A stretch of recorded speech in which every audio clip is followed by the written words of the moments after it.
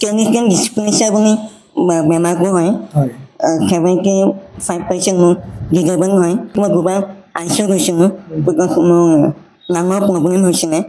ই আজি যিখিনি কৰিছে এতিয়ালৈকে ডক্টৰে য'ত নেকি কৈছিল যে তাৰ আয়ুস মাত্ৰ এসপ্তাহ সেই ল'ৰাটো আজি ইমানখিনি কৰিলে ইমান দূৰ আগবাঢ়ি আহিলে ইয়াৰ মূল আঁৰৰ মানুহজন মোৰ ভাইটি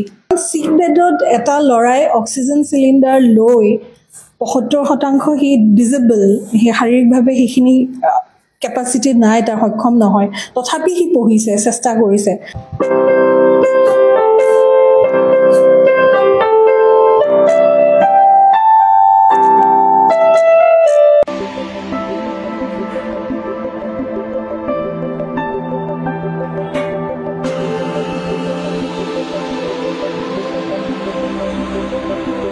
নমস্কাৰ প্ৰিয় দৰ্শক মই অংকুৰে আপোনালোক সকলোকে স্বাগতম জনাইছো সদ্য ঘোষিত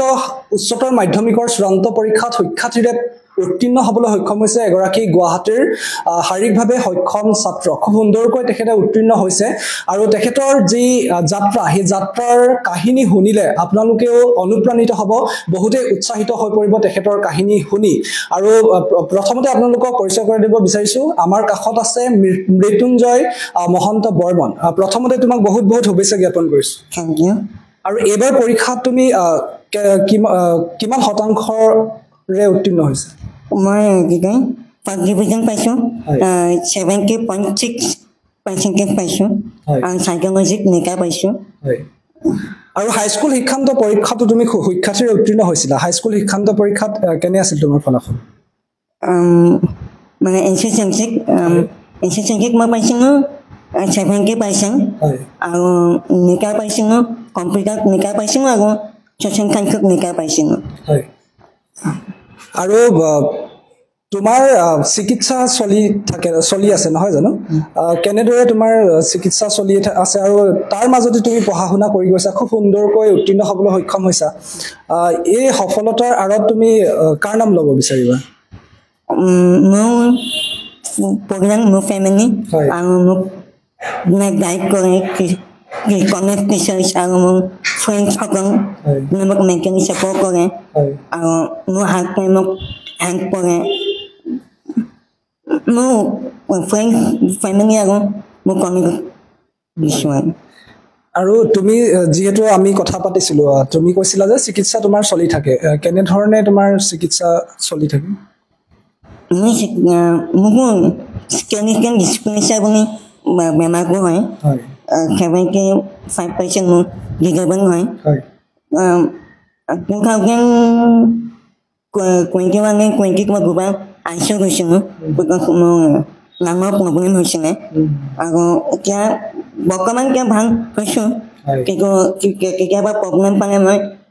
স্কেনিং অক্সিজেনৰ চাপৰ্ট ল'ব লগা হয় বা মই কলেজ গ'লেও বা পৰীক্ষা দিব গ'লেও এটা সৰু গেছ চিলিণ্ডাৰ লৈ যাওঁ প্ৰয়োজন ভোগ হয় পিছত 3 মাহে মূৰে মূৰে মই চেকআপ কৰোঁ ৰেগুলাৰ মোৰ ফিজিঅ'থেৰাপিষ্ট আহে মোৰ ক্লিনিকেল ডিছপ্লেচিয়াৰ কাৰণে মোৰ ব'ন্স কিছুমান অকণমান প্ৰব্লেম আছে আৰু অৰ্গেনছবোৰ বাঢ়ি থাকে সেই স্পেচটো নাপায় সেইকাৰণে মোৰ ফিজিঅ'থেৰাপিষ্ট কনচাল্ট কৰিব বিচাৰে কাৰণ মই সৰুৰ পৰাই ফিজিঅ'থেৰাপিষ্ট আহে মোৰ ঘৰত এক্সাৰচাইজবোৰ কৰাই বৰ্তমান এতিয়া ভাল হৈছোঁ প্ৰিয় দৰ্শক আপোনালোকে নিশ্চয় শুনিলে তেখেতৰ কাহিনী খুব তেখেতে বহু চিকিৎসাৰ মাজতো এইদৰে খুব সুন্দৰকৈ উত্তীৰ্ণ হ'বলৈ সক্ষম হৈছে এয়াই আমাৰ বাবে সঁচাকৈ গৌৰৱৰ কথা আৰু তেখেতৰ যিখিনি কথা কৈছে এই কথাখিনিয়ে বহুতকে উৎসাহিত কৰিব বহুতকে অনুপ্ৰাণিত কৰিব বহুতকে সাহস যোগাব জীৱনত আগুৱাই যোৱাত বহুতে সাহস পাব তেখেতৰ এই কথাখিনিয়ে তেখেতে ইতিমধ্যে কৈছে যে পৰীক্ষা হললৈও তেওঁ অক্সিজেন চিলিণ্ডাৰ লৈ যাবলগীয়া পৰিস্থিতিৰ সৃষ্টি হয় আৰু তেখেতে তাৰ মাজতো কিন্তু এইদৰে শিক্ষাৰ্থীৰে উত্তীৰ্ণ হৈ সকলোকে গৌৰৱান্বিত কৰি তুলিছে আৰু তেখেতৰ সন্মুখত আপোনালোকে দেখিছে কিবৰ্ড এখন আছে তেখেতে খুব সুন্দৰকৈ কিবৰ্ড বজাব জানে আমি অকণমান তোমাৰ হৈ অলপ শুনি ল'ম কি বজাবা মই ভূপেন হাজৰিকাৰ মিষ্টিঙৰ পৰা অকণমান বজাই শুনাম নিশ্চয়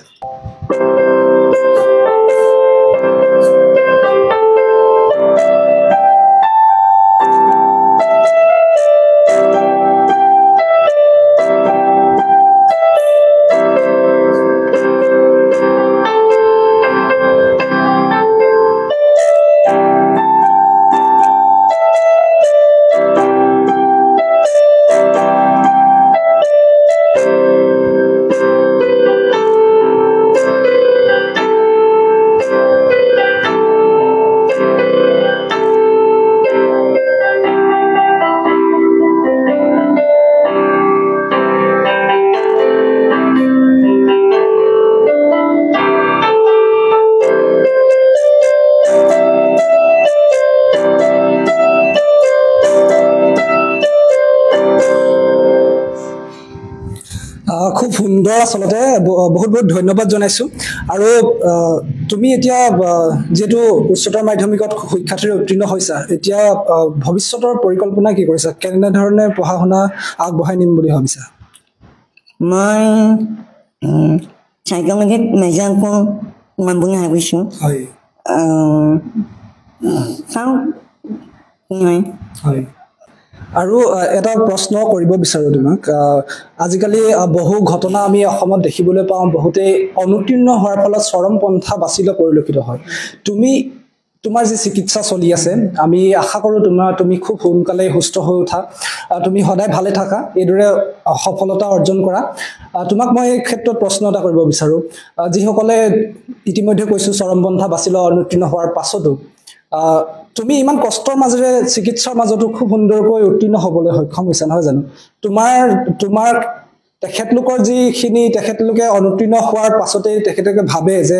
মই জীৱনত একো কৰিব নোৱাৰিলো কিন্তু তুমি কিন্তু এতিয়া বহুতৰ বাবে আদৰ্শ হৈ পৰিবা বহুতৰ বাবে সাহস আৰু প্ৰেৰণাৰ উৎস হৈ পৰিবা তুমি কি ক'ব বিচাৰা এইসকল যিসকল ছাত্ৰ ছাত্ৰী এতিয়া হয়তো হতাশ হৈ যাব পাৰে ভাঙি পৰিব নালাগে আৰু জীৱনত পজিটিভ মাইণ্ড লৈ থাকিব লাগে লাইফততো ধুমুহা আহিয়ে থাকে ধুমুহা আহে যায়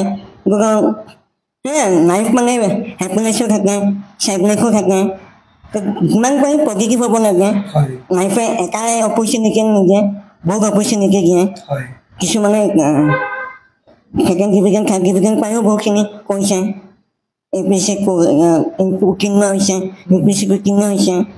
এতিয়া মোৰ সেয়া কথা যে মানুহ সদায় পজিটিভ হ'ব লাগে আৰু ইমান ভাবি থাকিব নালাগে প্ৰেজেণ্টত থাকিব লাগে সেয়া ওপৰত এজন বহি আছে খুব খনাই হৈছে ওপৰত বহাজনৰ বিশ্বাস অন্য নিজৰ ওপৰত বিশ্বাস অন্য আনজন ফেমিলি আছে ফ্ৰেণ্ড আছে এনেকৈ আগবাঢ়ি গ'লে হ'ল আৰু হয় খুব সুন্দৰ কথা কৈছা আসলতে সকলোৱে ধনাত্মক চিন্তাধাৰাৰে আগবাঢ়ি যাব লাগে আমি আৰু এটি সুৰ শুনিম কি শুনাবা এবাৰ মই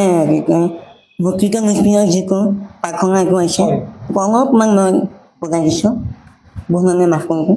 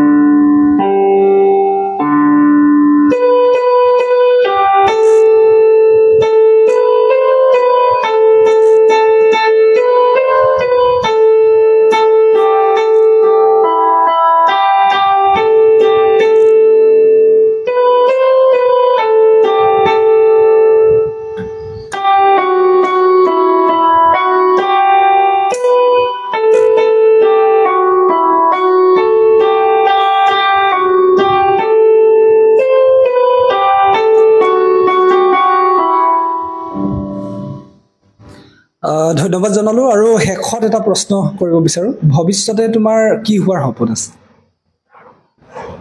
ভৱিষ্যতত এনেকৈ একো ভাবা নাই মই ভাল মানুহ হিচাপে থাকিব বিচাৰোঁ আৰু যিখিনি অপৰচুনিটি পাম সেয়া মই পাবলৈ চেষ্টা কৰিম আৰু আগুৱাই যাব চেষ্টা কৰিম আৰু এটা সুধিম শেষত পঢ়া শুনা কেনেদৰে কৰিছিলা তুমি পঢ়া শুনা মই কওঁ ৰেগুলাৰ কোনোবা কলেজ নাযাওঁ মই যিটো বেমাৰৰ কাৰণে সেইটো কাৰণে মই কোন টিচাৰ চাওঁ কলেজ টিচাৰখন নতুন মই অনলাইনতে শিক্ষা গ্ৰহণ কৰোঁ আৰু একটা টিউশ্যন মই তাৰপৰা যদি কিবা বুজি নাপাওঁ কলেজ টিচাৰক ফোন কৰোঁ কোন টিচাৰক ফোন কৰোঁ আৰু যেতিয়ালৈকে মই কলেজ স্কুল নাযাওঁ মই বন্ধু বান্ধৱীসকলক লগ পাওঁ যে মোক নোটছ দিবলৈ তেওঁলোকে মোক সহায় কৰে এনেকৈ যিমান পাৰোঁ মই পঢ়ি গৈছোঁ আৰু মোৰ শিক্ষাত কি কয় টিচাৰবোৰেও মোক সহায় কৰিছে এনেকৈ আৰু মোৰ ফেমিলিত আইতা মামা ককা মা পাপা মোৰ পা মোক সহায় কৰে কিবা বুজি নাপাওঁ আৰু যিগৰাকী কিবা মোক ষ্টাডি মেটেৰিয়েলছ লাগে তেওঁলোকে আনি দিয়ে আমাৰ মাজত মৃত্যুঞ্জয়ৰ মাতৃ আছে মই মাতৃৰ পৰা কিছু কথা জানিবলৈ চেষ্টা কৰিম প্ৰথমতেতো শুভেচ্ছা জ্ঞাপন কৰিছোঁ আপোনাৰ অনুভৱটো কেনেকুৱা আজি দিনটো ভাষাৰে ক'বলৈ একচুৱেলি দিগদাৰ হৈছে খুব উগুল থুগুল কাৰণ আৰম্ভণিতে মই কওঁ এইটো যদিও সি মোৰ সন্তান তাৰ লালন পালন আৰু তাৰ সম্পূৰ্ণ দায়িত্ব মোৰ ভাইটিয়ে চায় তাৰ মামাকে ঋতুৰাজ মহন্ত আৰু বাকী দায়িত্বখিনি লৈ ককা কাইতাকে আমি জাষ্ট এটা ছাপোৰ্ট হে মেণ্টেল ছাপোৰ্টৰ নিচিনা ই আজি যিখিনি কৰিছে এতিয়ালৈকে ডক্টৰে য'ত নেকি কৈছিল যে তাৰ আয়ুস মাত্ৰ এসপ্তাহ সেই ল'ৰাটো আজি ইমানখিনি কৰিলে ইমান দূৰ আগবাঢ়ি আহিলে ইয়াৰ মূল আঁৰৰ মানুহজন মোৰ ভাইটি ঋতুৰাজ মহন্ত আৰু মোৰ মা অঞ্জনা মহন্ত আৰু দেউতা বাবুল চন্দ্ৰ মহন্তৰ চেষ্টাত সিখিনি লৈ আহিলে তো আশা কৰোঁ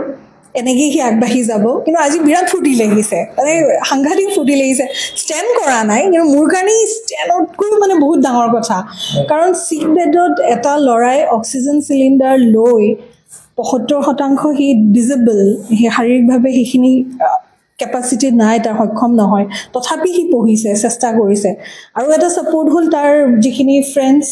যিখিনি টিচাৰ স্কুলৰ শিক্ষক শিক্ষয়িত্ৰীখিনি তেওঁলোকে বহুত সহায় কৰিছে আৰু তাৰ বন্ধু বান্ধৱীসকল বহুত ছাপৰ্টিভ বহুত সহায় কৰে সেইকাৰণে সুখী আজি চিৰিয়াছলি সুখী আশাই নাই ক'বলৈ 75% সি অক্ষম শাৰীৰিকভাৱে তাত সি ভাল কৰিছে ভাল লাগিছে আৰু যদিও সি স্কুল কলেজ যাব নোৱাৰিছিলে তথাপিও কলেজৰ লগত কণ্টেক্ট ৰাখিছিলে ৰাখি সেইখিনি যি নোটছ দিছে নিজে প্ৰিপেয়াৰ কৰিছিলে নিজে কষ্ট কৰিছে কিন্তু দেই 12টা 12:30 কেতিয়াবা এটাও বাজি গৈছিলে পঢ়াৰ কাৰণে তোমাক পুনৰবাৰ বহুত বহুত শুভেচ্ছা জ্ঞাপন কৰিছোঁ তুমি যিদৰে ভাবিছা জীৱনত আগুৱাই যোৱা এইদৰে তুমি সুখ্যাতিৰে উত্তীৰ্ণ হৈ যোৱা আগন্তুক পৰীক্ষাবিলাকতো তাৰে আমি কামনা কৰিছোঁ আৰু প্ৰিয় দৰ্শক আপোনালোকো ক'ব বিচাৰিছোঁ যিসকল দৰ্শকে আমাৰ এই অনুষ্ঠানটো চাই আছে নিশ্চয় তেখেতৰ এই কাহিনীয়ে আপোনালোককো অনুপ্ৰাণিত কৰি তুলিছে আৰু বহুতকে সাহস যোগাব তেখেতৰ এই কাহিনীয়ে আমি নিশ্চয় এই আশা কৰিছোঁ আৰু এই মুহূৰ্তত আপোনালোকৰ মাজৰ পৰা মই অংকুৰে বিদায় লৈছোঁ ধন্যবাদ